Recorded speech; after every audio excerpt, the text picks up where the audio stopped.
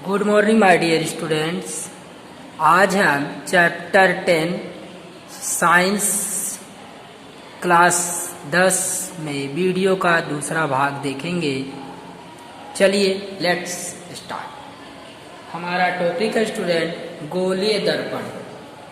तो चलिए गोलीय दर्पण में हम शुरुआत करते हैं गोलीय दर्पण की परिभाषा से। चलिए स्टूडेंट देखिए, ऐसा दर्पण जिसका परावर्तक पृष्ठ गोलीय हो, गोलीय दर्पण कहलाता है। ऐसा दर्पण जिसका परावर्तक पृष्ठ गोलीय हो वह गोलीय दर्पण कहलाता है। गोलीय दर्पण के दो भाग हैं, पहला है अवतल दर्पण और दूसरा है उत्तल दर्पण। पहला क्या है? पहला आपका अवतल दर्पण है और दूसरा क्या है? उत्तल दर्पण है। चलिए अब हम देखते हैं। देखिए अवतल दर्पण की परिभाषा क्या, देखिए ये क्या है?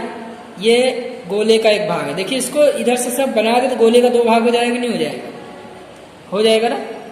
अगर ऐसा खींच दें तो गोले का दो भाग हो जाएगा ना। ये गोले का एक भाग है। देखिए देखिए गोले का ये अंदर का भाग है, अंदर का भाग है। अंदर की सतह क्या है? अंदर की सतह परावर्तक है। तो जिसका परावर्तक पृष्ठ अंदर की ओर, देखिए इसका परावर्तक पृष्ठ अंदर की ओर है, तो ये क्या है? ये आपका अवतल दर्पण है। देखिए चम्मच आप लीजिए, देखिए चम्मच ऐसा होता है ना, ऐसा होता है चम्मच ऐसा, तो ये अंदर का भाग है चम्मच का। चम्मच का जो अंदर का भाग होगा वो होगा अवतल दर्पण, यानी जिसका अंदर का भाग परावर्तक हो उसे हम अवतल दर्पण कहते हैं। इसी प्रकार से उत्तल दर्पण की बात करते हैं तो जिसका बाहर की सतह परावर्तक हो, अंदर का भाग पॉलिश किया हो, उसे हम कहेंगे उत्तल दर्पण। देखिए बाहर की सतह परावर्तक और अंदर का भाग पॉलिश, यानी उत्तल दर्पण। ये देखिए ये अंदर का भाग अवतल दर्पण हो गया, इधर परावर्तक, और बाहर का भाग हो गया तो ये उत्तल दर्पण हो गया। अंदर का भाग है परावर्तक है तो अवतल दर्पण, चम्मच का अंदर का भाग ये अवतल दर्पण की तरह व्यवहार करेगा और चम्मच का बाहर का भाग जो रहेगा उत्तल दर्पण की तरह व्यवहार करेगा। चलिए अब हम गोलीय दर्पण से संबंधित कुछ पदों और कुछ परिभाषाओं को समझेंगे। ध्यान दीजिए अब पहली बात। चलिए हमारा स्टार्ट होता है यहीं से। देखिए यहाँ पर हम बात करते हैं कि दर्पण का ध्रुव यानी ये P। देखिए गोलीय दर्पण के परावर्तक पृष्ठ के केंद्र को दर्पण का ध्रुव कहते हैं। गोलीय दर्पण के परावर्तक पृष्ठ के केंद्र को दर्पण का ध्रुव कहते हैं। देखिए परावर्तक पृष्ठ तो यही है ना, यही पूरा परावर्तक पृष्ठ है। इसका केंद्र कहाँ पे है? ये रहा। तो ये क्या है? गोलीय दर्पण के परावर्तक पृष्ठ को दर्पण का ध्रुव कहते हैं। देखिए ध्रुव को किससे दर्शाया गया है? ध्रुव को हमने P से दर्शाया है। तो ये रहा ध्रुव। तो ध्रुव की परिभाषा गोलीय दर्पण के परावर्तक पृष्ठ ये रहा। गोलीय दर्पण के परावर्तक पृष्ठ के केंद्र को हम दर्पण का ध्रुव कहते हैं। अब वक्रता केंद्र क्या है? ध्यान दीजिए, गोलीय दर्पण किसी गोले का भाग होगा। मान लीजिए पूरा गोला है, मान लीजिए स्टूडेंट्स, अब मैं आपको बताता हूँ। मान लीजिए ये पूरा गोला है, ठीक है।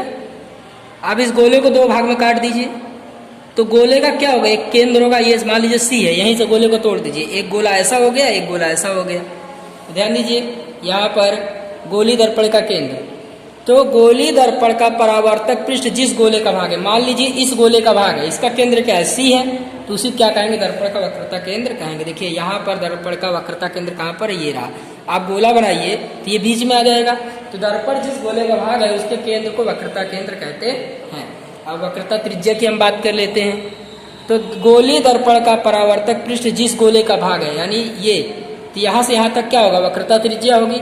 वक्रता त्रिज्या किससे दर्शाते हैं? R से दर्शाते हैं। तो दर्पण जिस गोले का भाग है उस परावर्तक पृष्ठ को हम दर्पण का वक्रता त्रिज्या कहते हैं, जिसे हम R से दर्शाते हैं। बात करते हैं मुख्य अक्ष। देख सकते हैं आप एक रेखा खींची गई है, P से F से C से गुजर रही है, तो इसे क्या कहेंगे? मुख्य अक्ष कहेंगे। तो दर्पण का परावर्तक पृष्ठ के केंद्र से गुजरने वाली एक रेखा को हम मुख्य अक्ष कहते हैं। अब द्वारक की बात करते हैं। दर्पण का जो परावर्तक पृष्ठ का भाग होता है, ये भाग यम, ये दर्पण का जो परावर्तक पृष्ठ का भाग है इसे दर्पण का द्वारक कहते हैं। इसे यम द्वारा दर्शाया गया है। तो स्टूडेंट उम्मीद है इतना आपको समझ में आएगा। दर्पण का मुख्य फोकस की बात करते हैं। चलिए स्टूडेंट अब हम बात करते हैं, अगला है मुख्य फोकस। देखिए आप, ये अवतल दर्पण का मुख्य फोकस है जो दर्पण के सामने होता है, और ये उत्तल दर्पण का मुख्य फोकस जो दर्पण के पीछे होता है। ध्यान दीजिए, अवतल दर्पण में मुख्य फोकस दर्पण के सामने होगा और उत्तल दर्पण में मुख्य फोकस दर्पण के पीछे होगा। तो ध्यान दीजिए, आप अभिवर्धक कांच का उपयोग करते, कांच लगाते हैं सूर्य के सामने और कागज जलाते हैं, तो आप देखेंगे सूर्य की रोशनी उस कांच में से प्रवेश कर कागज को जलाती है और एक छोटी सी बिंदी पड़ जाती है, जिसे इसको मुख्य फोकस कहते हैं। ध्यान दीजिए, मुख्य फोकस क्या है? दर्पण पर प्रवाहित वाले किरणें किसी एक बिंदु पर, देखिए मुख्य अक्ष है तो सारी किरणें आके यहाँ पे केंद्रित हुई, इसे क्या कहेंगे? मुख्य फोकस कहेंगे।